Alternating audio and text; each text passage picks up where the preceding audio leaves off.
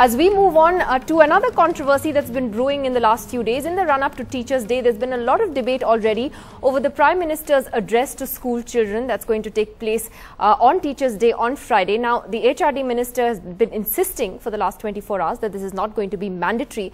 But today, Haryana Chief Minister Bhupinder Hooda did a U-turn hours after a circular was sent to schools in his state, which had announced that he too would be making an address. This Teachers' Day isn't all about teachers. It may well turn out to be Neta's Day.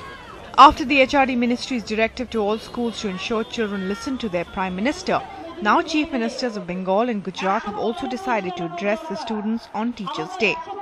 I will only say this, that this particular activity is completely voluntary in nature. 17-18 lakh शाळा कोट्यावधी विद्यार्थ्यांना propaganda machine म्हणून वापरल्याचा प्रयत्न चाललाय. To listen to the Prime Minister, I think that is something that should always be voluntary. This is almost like the North Korean system. Perhaps reacting to the criticism over politicization of Teachers' Day, Haryana made a U-turn after first asking the state's education department to ensure children heard the Chief Minister speak at 11:30 a.m. उनका मंत्री का telephone आया है, इतना statement आई है, optional है तो बच्चा जाए जाना चाहे नहीं, मेरा कोई कार्यक्रम नहीं. Usually classrooms are empty at this time, but not this Teachers' Day, as most schools have rescheduled their timings for the Prime Minister's speech. Now, although the HRD Ministry says that arrangements are voluntary, however, schools are not taking a chance, keeping in mind that they will have to put out the details on their websites. So we had actually made plans to take our teachers to the Kingdom of Dreams. I mean, we've paid some 70,000 rupees as deposit for the tickets, which will now have to be perhaps foregone. Reactions among students have been mixed. I think coming to school on Teachers' Day, especially for the Modi speech, doesn't really appeal to me that much. The most popular personality of India, Mr. Narendra Modi, is going to come in our school, and we all are very excited to hear that. With camera person N. Ravi, Bhairavi Singh, NDTV.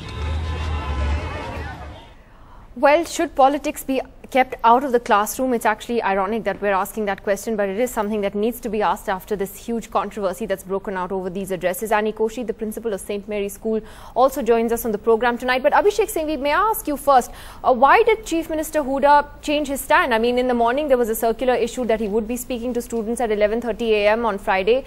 By the evening, he said there was no such plan to do this. Was it a bit of an embarrassment for your party, since you've been going on the offensive against Mr. Modi on this? Look, a person who has clarified that he never intended to speak, I think this assumption that he changed etc. should go, because he is in fact not speaking. That's what matters. It's not an assumption, it's based on a circular. It's not about speaking. Maybe a circular, but he has clarified that he is not speaking, he had no plans to. Your bite showed that. The point, Nidhi, is that I would not object to a Chief Minister or Prime Minister speaking. I mean, it's not that simple. Just consider very quickly. Point number one, and I am sure that the person who has changed is the HRD Ministry. After our objection, I took the briefing that day. We had clear information circulars which said, number one, all students from class 1. Number 2, at 3 p.m. have to assemble and hear the Prime Minister. The first question I asked myself, Nidhi, is what is a class 1 and a class 2 and a class 3 and a class 4 student going to listen to Prime Minister? All of them are going to stand and listen at 3 p.m. Is it possible that government machinery heavily is used / misused for speaking on governmental matters which are bound to stray into political issues? Bound to. Is it available? Has it been done since Radhakrishnan's time, who was the Guru Teachers' Day epitome, ever by any government of any political color? And is there no other motive to this than to simply speak to children for 5 minutes? You subject them to a harangue of half an hour, 45 minutes. like the Red But Fort why do thing, you assume that where it you will have acquire a national day political designated. overtone? Abhishek Singhvi, why do you assume that it will become a political speech? He Look, is the when a Prime Minister of India. When the Prime Minister speaks, Yes. he is Prime Minister of India who speaks using government machinery. I mean, what is he going to speak about for that long without having an element of politics about it? And even governance is about politics a lot. He's just spoken on Independence Day hardly a few weeks ago. This is bizarre. I mean, no other government, Prime Minister, Chief Minister has ever done it. Okay. Now, of course, with all this opposition and objection, you might find a change in what he does on the 5th. But I think it was important to flag the issue. Okay, I so think what started off as a very, very planned exercise has been changed. Now, Ms. Irani says that there is no compulsion. What is the meaning of something which says you will please stand there at 3 o'clock from class 1 to class 11 at 12? No, so on the Is that principle compulsion of or is it, it not compulsion? Tell me which student, which principal, which teacher is going to object? No, so Ani Koshi, just on the principle of this, of what Abhishek Singhvi seems to suggest, that in principle, do you believe that this is problematic? What do you think in principle? I think one should just not go on principles, okay, on the whole thing. I think a Prime Minister addressing the children is a very interesting situation. I think it gives children an idea of what the Prime Minister can achieve through speeches. But at the same time, one questions whether if the Prime Minister had the children's interests at heart, could he not do it during the day? This is a question that all of us are asking. What was sacrosanct about the afternoon? Why not during the day? Why children on Teachers' Day? I mean, are you thinking of teachers at all? And okay, we're talking of Guru Utsav and things like that. Can we just show teachers some respect and some consideration and not get them to stay back a little bit more? These are questions that are rising when we talk about Prime Minister speaking to the children. There are so many more pertinent issues that can be handled and need to be handled in the education sphere, but we sort of get stuck in one speech, in one, one nomenclature which needs discussion. No, but do you believe that there is a political motive as Abhishek Singhvi seems to suggest to this? Because it sounds on the face of it to be a very harmless idea. It's the Prime Minister addressing students. Is timing the only problem here, or is it as some statements seem to suggest that it reeks of an authoritarian streak in a sense? Definitely. I mean, do you trust people to make an opinion about whether they should listen to your speech or not? Why will you compel me to do something? Like, for instance, with the Republic Day speeches, what we tell our children is, please listen in, you're at home. Listen, let's have a discussion about it, write an essay on it. So why won't you give us a chance? Do you trust teachers? Do you trust teachers? Do you trust your institutions enough to make a rational choice on this whole thing, a reasonable choice? Or do you feel that you have to tell us everything that we have to do and we don't have the brains to do anything else? Those are questions that need to be answered. No, so Mr. Bhushan, do you agree? There are or is too much being made out of this entire thing? I think we're mixing too many things analytically. One, should it be compulsory? No, nobody should be forced to listen to anybody in this country. Two, should the Prime Minister of this country talk to children? He should talk to all kinds of people. He should talk to old people. You were just saying he should talk to everybody. Everyone. He should even do kuchiku to toddlers if the toddlers don't object and start crying. Okay, so he should have that right to communicate. The third thing is, will it become political? Why don't we wait and see? Maybe he'll just tell them to read good books and develop good character, motherhood and apple pie speech. Only if he starts saying that you must read Dinanath Batra's books or RSS books must be made compulsory, then you can say, oh, he's made it political. Fourth thing, and lastly, is it authoritarian? I doubt it very much. It's probably this man wanting to communicate, project himself. It has more to do with his self-image and his ego. But authoritarian, I don't know. That's too harsh, I think. Okay, so Sambit Patra, how do you then, address the criticisms of a school principal like Ani Koshi, who says that, I think what she's also suggesting is that even if today Smriti Irani says that it is not compulsory, it's very difficult for a lot of schools to look at this, and say that, okay, well, we're going to give students a choice. After all, it is something that has come from the government. No, but there is no written document taking it back. The Absolutely. directive. No, and the Delhi directive stands. And the Delhi directive, the Delhi government's directive is actually very sinister in its warning at the end that any violation of this in any way is not going to be looked at, any laxity in arrangements shall be viewed seriously. So, Sambit Patra, how do you respond to that criticism?